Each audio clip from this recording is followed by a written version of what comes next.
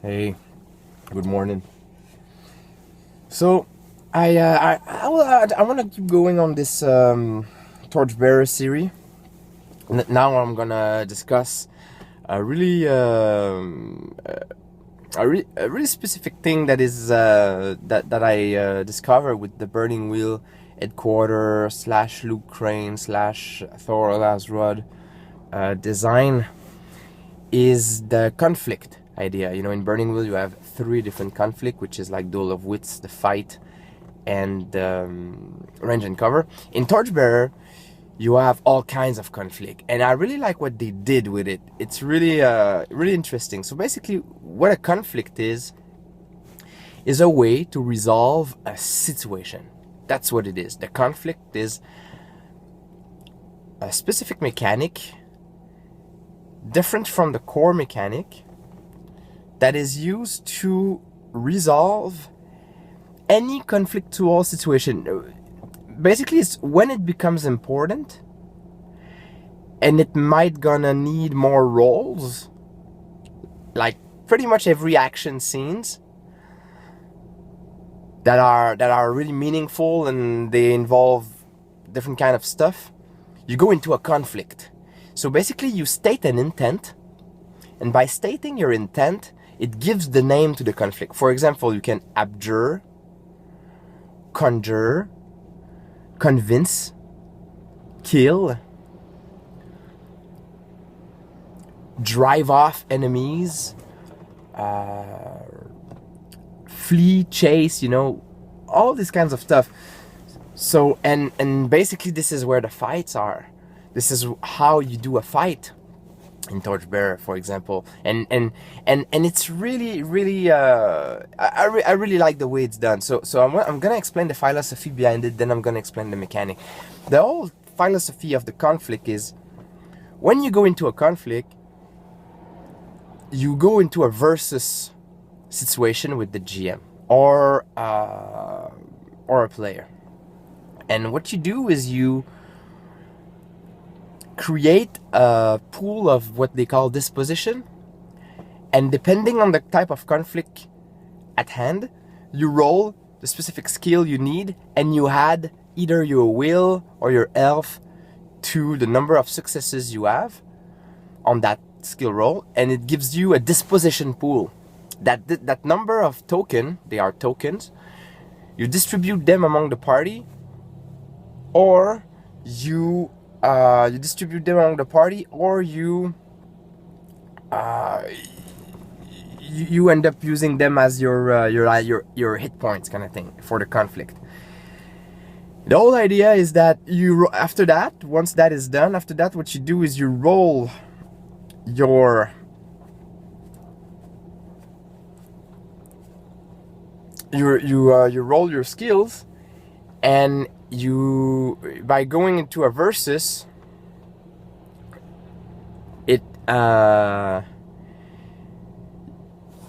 with your successes takes away the disposition token from your enemy per se. So, and the conflict is over when one of the two party has less his dispositions tokens. So that's basically what it is. It's quite simple. And then in order to do so, you use four types of actions. You have attack, feint, maneuver, and defend.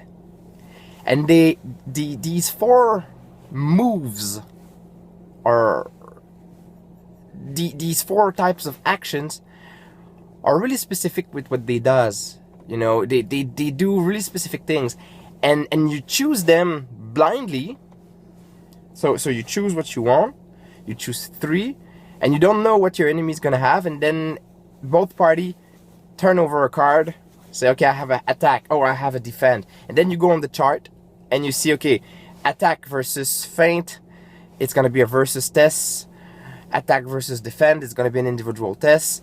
And then you roll, and you look at the results, and then you take away the disposition accordingly. And basically, like, there's 3 types of outcome, 4 types of outcome.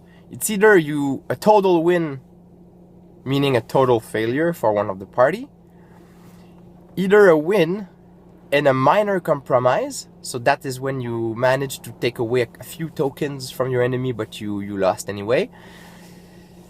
One party wins and the other one has a compromise, so now you one party winning, but the other one managed to take a little bit more token, and then one of the party wins, but with a major compromise. So it's that's when you manage to take a lot of token from the enemy. So it was really more like a competitive battle in that sense. Now, the result of the conflict is going to be dictated by the nature of the compromise at hand. Most of the time, there's going to be a compromise.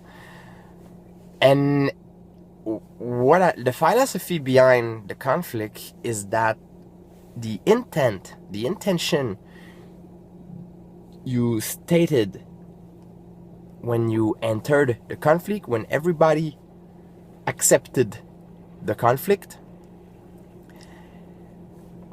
the results has to happen. That's the whole thing. When you accept to go into a conflict, you need to assume that the intent is gonna happen. Now, who's gonna take most of it, you know? That's the whole thing. So when you convince, it's gonna be an argument, it's gonna be a debate. So you have your attack, your defend, your feint, and your maneuver in an argument as well. They are interpreted differently. And then by the end of the conflict, after all the arguments and the role play and all that, when one of the two loses this position, then you calculate and you see, oh, okay, this is how much compromise I have to make in that debate. When you go into killing, when you lose, you die. But depending on the compromise, the level of compromising you have to do, the winner has to do, it tells you how you die. Sometimes it's the whole party, sometimes it's only one guy in the party, sometimes you're left for dead, but you're not dead, but you're in the middle of the dungeon left for dead, so that's really bad. There's all kinds of way of dealing with that, but basically when you go into a killing conflict, this is your fight per se, you die if you lose. That's the whole thing. So you don't want to go there and not be sure about yourself. So that's the thing. So there's no fight outside of a conflict situation. Otherwise, it's gonna be just a test, and it's not gonna be meaningful.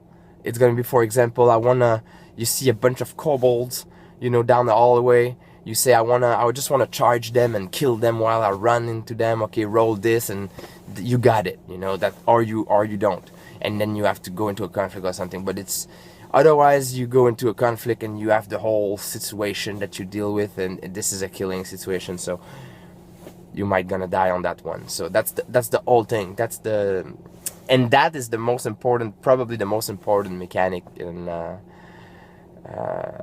design of Torchbearer. This is where you resolve everything. You can create your own. They give you a list of conflict that covers lots of stuff in the game, but otherwise, and when you have a situation, that's the thing, is when you have a situation in play, no game's gonna be the same, and all kinds of crazy situations gonna occur.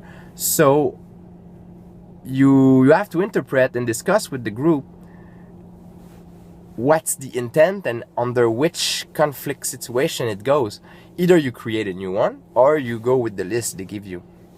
So that's how you deal with those things. There's a lot of interpretation and a lot of discussion on how we want to make it happen. So that's a level of collaboration there is in the game. All right, so thank you for watching. Talk to you soon.